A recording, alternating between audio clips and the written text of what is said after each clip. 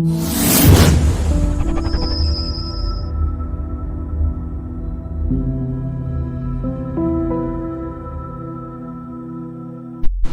Number 1 نہج البلاغہ۔ اس خطبے میں مولا متقیان علی ابن ابی طالب نے دنیا کی خلقت کے بارے میں اور جناب آدم کی خلقت کے بارے میں بیان فرمایا۔ شروع کرتا ہوں اللہ کے نام سے جو رحمان اور رحیم ہے، جس کی قدر قدرت میں میری جان ہے۔ تمام حمد اس کے لیے ہے کہ جس کی مدد تک بولنے والوں کی رسائی نہیں، جس کی نعمتوں کو گننے والے گن نہیں سکتے، نہ کوشش کرنے والے اس کی حق ادا کر سکتے ہیں، نہ بلند پرواز ہستی اسے پا سکتی ہے، نہ عقل و فہم کی گہرائیاں اس کی تک پہنچ سکتی ہیں۔ اس کے کمال ذات کے کوئی حد معین نہیں، نہ اس کے لیے توصیف الفاظ ہیں، نہ اس کی ابتدا کے لیے کوئی وقت ہے جسے شمار میں لایا جا سکے، نہ اس کی کوئی مدت ہے کہ جو کہیں پر ختم ہو جائے۔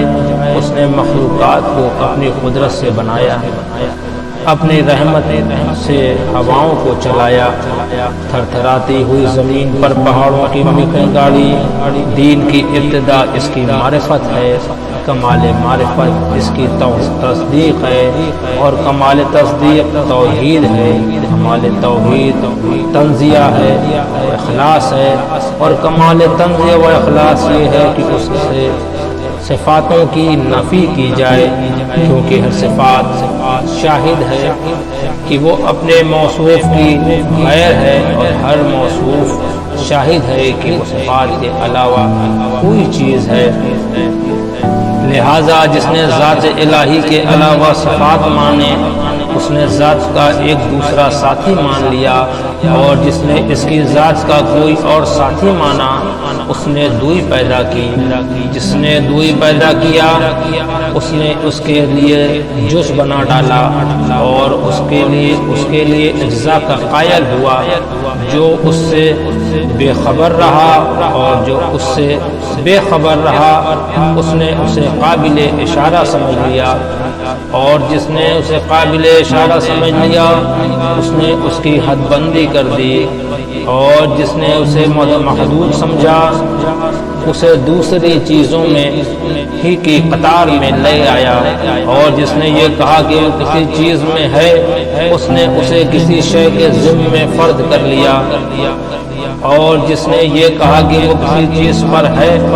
اس نے اور جگہ اس سے خالی سمجھ لیا۔ وہ ہے، ہوا نہیں، موجود ہے مگر عدم سے وجود میں نہیں آیا۔ وہ ہر شے کے ساتھ ہے، یہ جسمانی استعلال کی طرح وہ ہر چیز سے علیحدہ ہے، یہ جسمانی دوری کی طرح، پر وہ فعال ہے لیکن حرکات و آلات کا محتاج نہیں۔ وہ اس وقت بھی دیکھنے والا تھا جبکہ مخلوقات میں کوئی چیز دکھائی دینے والی نہ تھی۔ وہ یگانہ ہے اس لیے کہ اس کا کوئی ساتھی نہیں ہے کہ جس سے وہ مانوس ہو اور اسے کھو کر پریشان ہو جائے۔ اس نے پہلے خلق کو ایجاد کیا بغیر کسی فکر کی جلافی کیے کے، اور بغیر کسی تبریہ کے کہ جس میں فائدہ اٹھانے کی اسے ضرورت پڑی ہو، اور بغیر کسی حرکات کے کہ جسے اس نے پیدا کیا، اور وہ بغیر کسی ولولے اور جوش کے جس سے وہ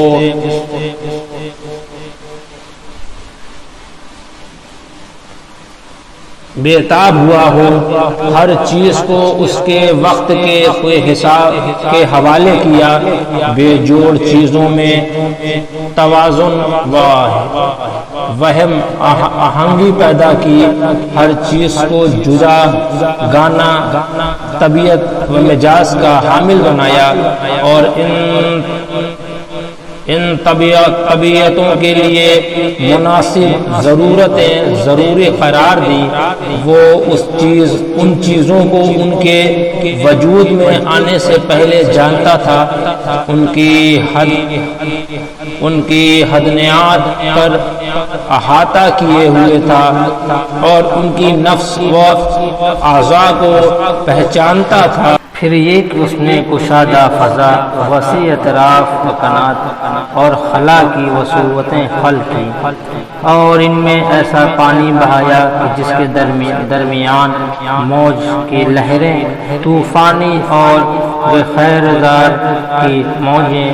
پے در پے تھیں۔ اسے تیز ہواؤں اور تند آندھیوں کی پشت پر لادا، پھر اسے پانی کے پلٹانے کا حکم دیا، اور اسے اس کے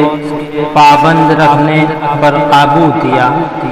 اور اسے پانی کی سرحد سے ملا دیا۔ اس کے نیچے ہوا دور تک پھیلی ہوئی تھی، اور اوپر پانی ٹھاٹھے مار رہا تھا۔ پھر اللہ سبحانہ و تعالیٰ نے اس پانی کے اندر ایک ہوا خلق کی جس کا چلنا باندھ تھا، اور اسے اس کے مرکز پر قرار رکھا۔ اس کے جھکنے جھونکے تیز کر دیے، اور اس کے چلنے کی جگہ دور تک دراز تک پھیلائی۔ پھر اس ہوا کو معمور کیا کہ وہ پانی کے ذخیرے کو مت دے، اور بغیر بے قرار کے موجوں کو اچھالے۔ اس ہوا نے پانی کو یوں مت دیا کہ جس طرح دہی کے مشکیزے کو متھا جاتا ہے، اور اسے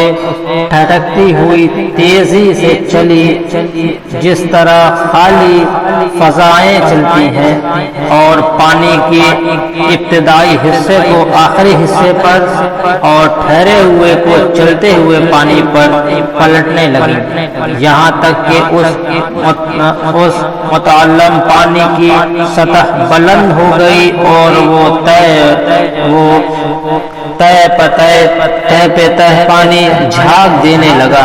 اللہ سبحانہ و تعالیٰ نے وہ جھاگ کھلی ہوئی اور کشادہ فضا کی طرف اچھالی، اور اس سے 7 آسمان پیدا کیے۔ نیچے والے آسمان کو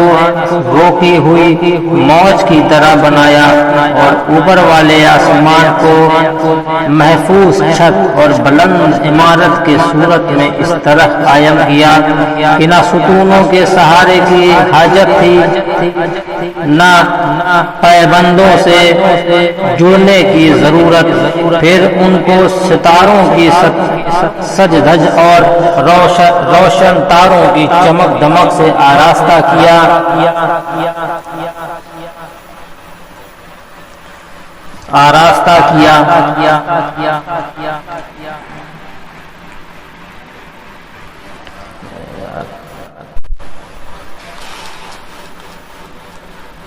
اور ان میں زو پاش چراغ اور جگمگاتا چاند رواں کیا، جو گھومنے والے فلک، چلتی پھرتی چھت اور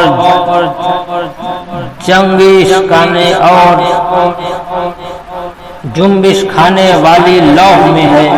پھر خدا بند عالم نے بلند آسمانوں کے درمیان شغاف پیدا کیا، اور ان کی وسعتوں کو طرح طرح کے فرشتوں سے بھر دیا۔ کچھ ان میں سرو سجود ہیں جو رکوع نہیں کرتے، اور کچھ رکوع میں ہیں جو سیدھے نہیں ہوتے۔ کچھ صفے باندھے ہوئے ہیں جو اپنی جگہ نہیں چھوڑتے، اور کچھ پاکیزگی بیان کر رہے ہیں کہ جو کر رہے ہیں، جو اکتاتے نہیں، نہ ان کی آنکھوں میں نیند آتی ہے، اور نہ ان کی عقلوں میں بھول چوک پیدا ہوتی ہے۔ نہ ان کے بدنوں میں سستی و کاہلی آتی ہے، نہ ان پر نسیان کی غفلت طاری ہوتی ہے۔ ان میں کچھ تو وحی الہی کے آئین اس کے رسولوں کی طرف پیغام رسائی کے لیے زبان حق اور اس کے قسط فضیلتوں اور فرمانوں کو لے کر آتے جاتے ہیں، کچھ اس کے بندوں کے نگہبان اور جنت کے دروازوں کے پاسبان ہیں، کچھ وہ ہیں کہ جن کے قدم زمین کی تہ پہ جمے ہوئے ہیں اور ان کے پہلو اطراف عالم سے بھی آگے بڑھ گئے ہیں، ان کے شان عرش کے پاؤں سے میل کھاتے ہیں، عرش کے سامنے ان کی آنکھیں جھکی ہوئی ہیں اور ان کے نیچے اپنے پروں پہ لپٹے ہوئے ہیں، اور ان میں اور دوسروں مخلوق میں عزت کے حجاب اور قدرت کے سراپا حائل ہیں۔ وہ شکل و صورت کے ساتھ اپنے رب کا تصور نہیں کرتے، نہ اس پر مخلوق کی صفتیں طاری کرتے ہیں،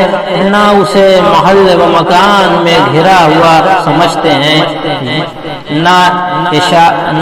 اشباح و نظارے سے ان کی طرف اشارہ کرتے ہیں۔ صدق اللہ العظیم۔